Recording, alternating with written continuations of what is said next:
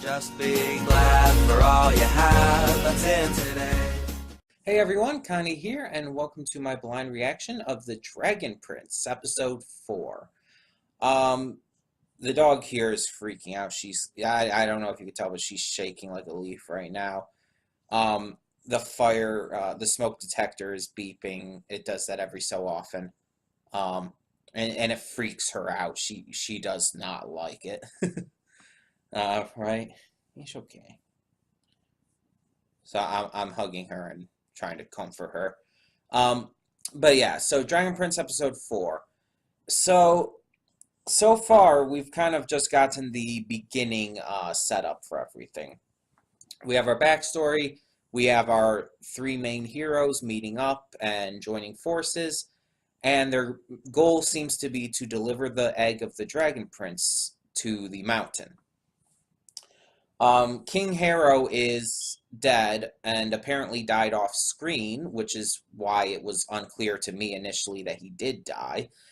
And I still think that's stupid that he died off screen. That's a really bad way to do things. And we have his advisor, who I think was named Viren. It's been a few weeks. But he's kind of an evil asshole, let's be honest. And probably one of, if not the main villain of this series. Yeah, it just seems like I don't know what's going to happen now. The elves have been defeated, at least, and they seem like they're going to be locking up the leader of the elves, who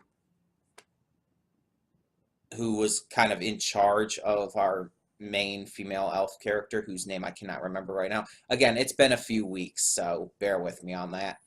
But yeah, so they're keeping him alive for now, probably to get some information.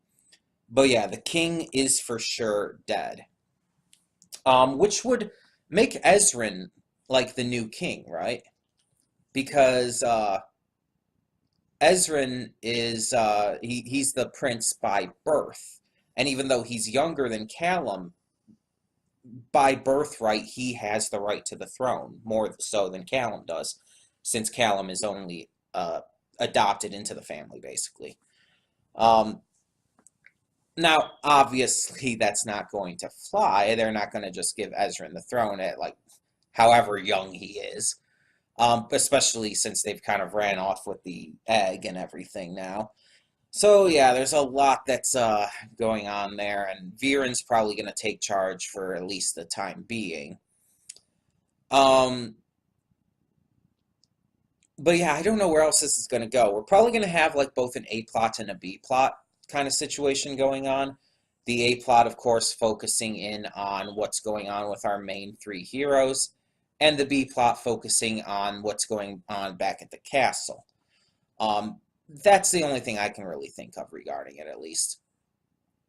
And I don't think anything big is going to happen yet right now. I mean, these first 3 episodes were kind of big in and of themselves, so I think this episode's going to kind of slow things down a little bit and just kind of deal with the aftermath of everything that happened. As well as maybe try to build the relationships and everything between our main 3 heroes. So yeah, maybe even a little bit of lore. But either way, we do have to get going with this because I am going to my church's Good Friday service tonight, and you're probably not even seeing this until after I get back. I don't know, I'm guessing somewhere between 9 and 11 is when this will probably be up. Maybe a little after 11. I can't promise anything. But then again, you're not even seeing this until it's already up, so... And yeah, obviously I won't be able to get to JoJo tonight, and if I do get to Carol on Tuesday, I won't be able to record until after I get home and everything, so, and even if, and I might not even be able to get to that, so.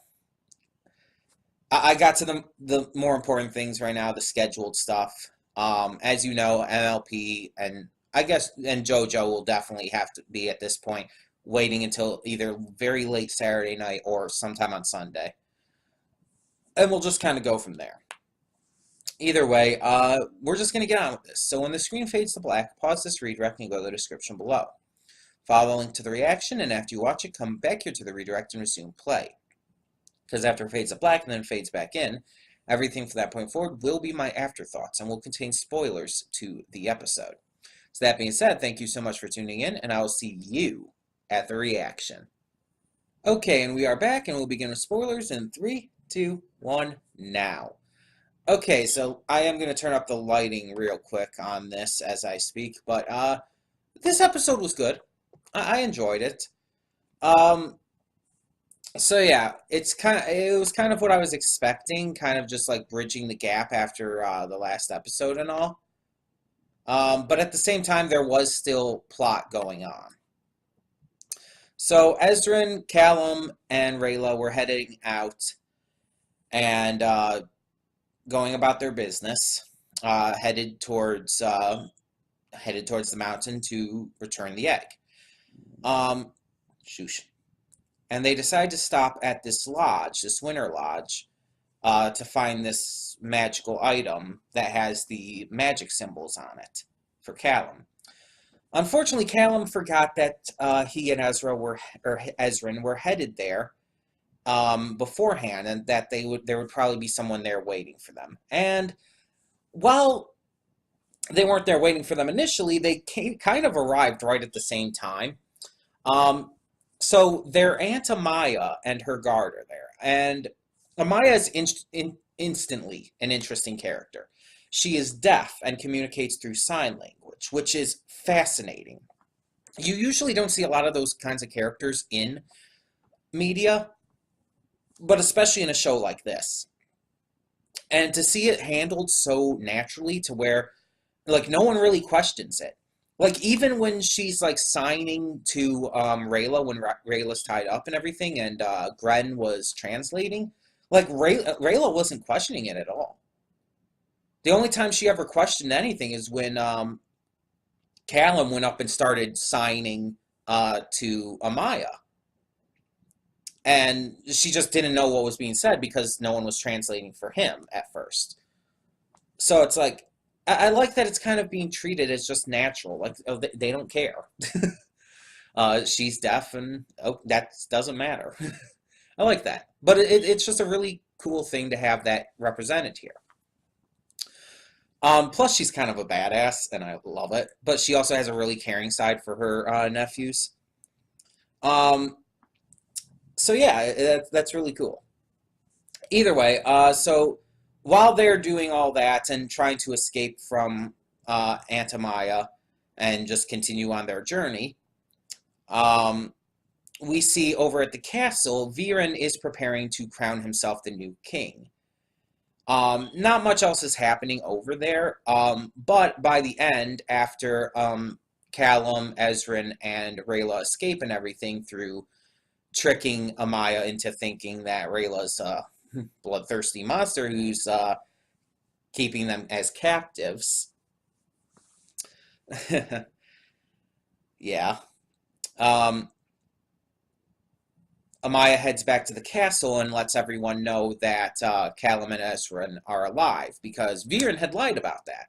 I don't think he legitimately thought they were dead, especially by his reaction at the end after that was revealed. He looked pissed.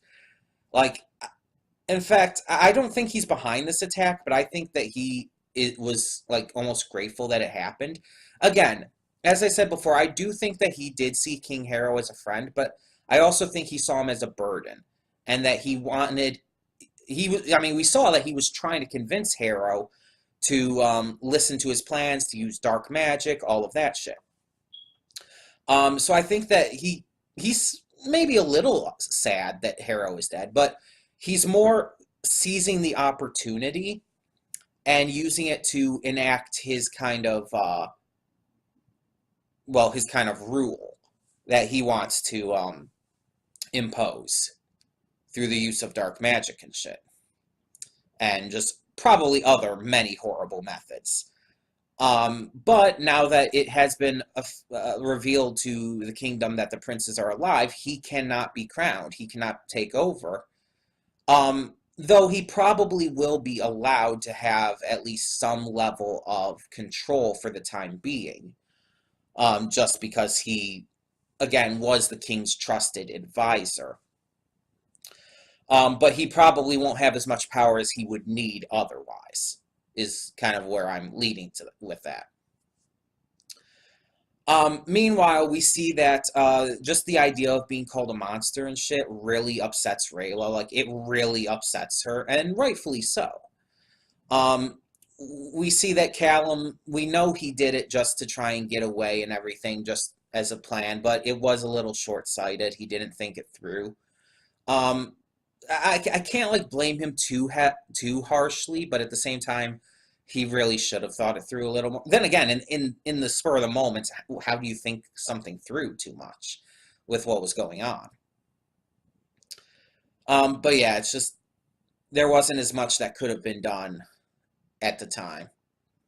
But either way, they're headed out, they're continuing to head on, but Aunt Maya has sent this other guy to basically stalk them, for lack of a better word, to follow them, and if the opportunity comes, to take them.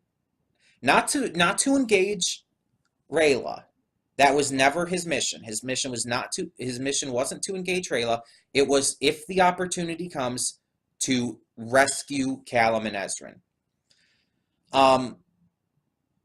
So yeah, that will definitely start coming into play within the next episode or two. Yeah, this series is definitely improving. I think its weakest aspect is the art and animation, but like I've said with other shows, especially more recently, One Punch Man Season 2, the art and animation overall doesn't mean that much. Story and characters are most important, and entertainment as well. I can get over the animation being a bit wonky, and it is definitely wonky here. It is definitely, it has so many issues. And I think you guys said something along the lines of, like, they were trying to mimic, like, an original, like, more classic animation styles with it, but it doesn't work. It just looks like it has a terrible frame rate. But yeah, like I said with One Punch Man, like I'm saying here, the art and animation, I can get past that. It's not a big deal. If the story and characters are good, that's what matters. And so far they are, for the most part. There have been a couple hiccups, like King Harrow was not the greatest king character, but oh well. I mean, I hate to say it like this, but at least he wasn't there for long. At least he wasn't meant to be this ongoing long series character, so that it's not as offensive towards the series that he was such a poorly constructed king character. That's what I'm trying to say here. It's like, it doesn't hurt the series as much as it would if he were an ongoing recurring character rather than just in the first couple episodes. But yeah, I'm excited to see where this goes. We saw the box interact with the orb. So there definitely is a magical element to that. Callum is definitely going to be continuing to grow in his magic, and I'm excited to see that.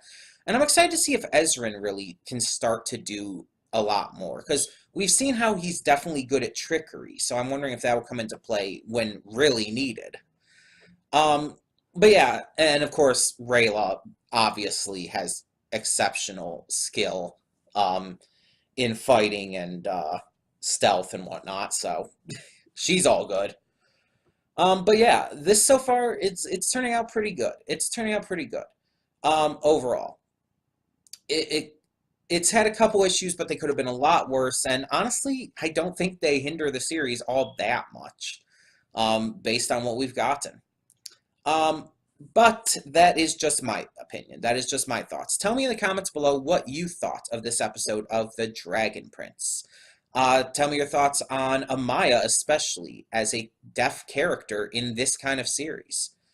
And in the meantime, thank you so much for tuning in. For now, I'm Connie, and I'm signing off. See y'all next time. And though you've come through many obstacles,